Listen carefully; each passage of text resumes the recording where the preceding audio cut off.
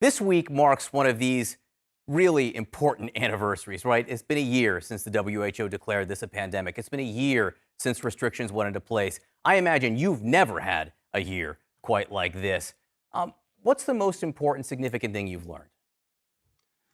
Well, I mean, a lot of important things, John, but one of them is the extraordinary capability of this virus to just do things that you would not have anticipated. I mean, if you had turned the clock back a year, and when we had the decision of shutting down travel from Europe, which was a year ago tomorrow on the 11th of March, I never would have imagined, even though I've been through multiple outbreaks of different diseases, the thought that you would have 525,000 people in America to have died and about 28 million infections in this country would have really been unimaginable. So this virus is a very formidable enemy, if you want to be metaphorical about it. It's just extraordinary. And it still is.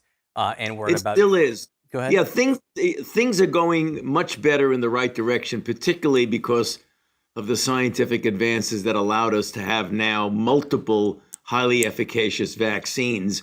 But we're not out of the woods yet, even though we really want to be, and we're going in that direction. But if you look now, even every day, although the infections are coming down, it's kind of plateauing a bit, which is giving a little anxiety there. We hope that it continues to come down, but the deflection of the curve that was sharply going down is now starting to plateau a bit, so we have to keep an eye out on it. That doesn't mean, get very discouraged about it. Keep going in the right direction. Keep making step by step towards some form of normality, but it's got to be slow and prudent.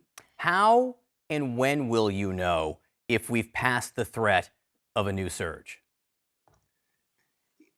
John, you never know for sure, but you can get a good idea when you see the infections continuing to go down day by day, day after day, more and more going down. Simultaneously, with the other side of the coin, as more and more people get vaccinated.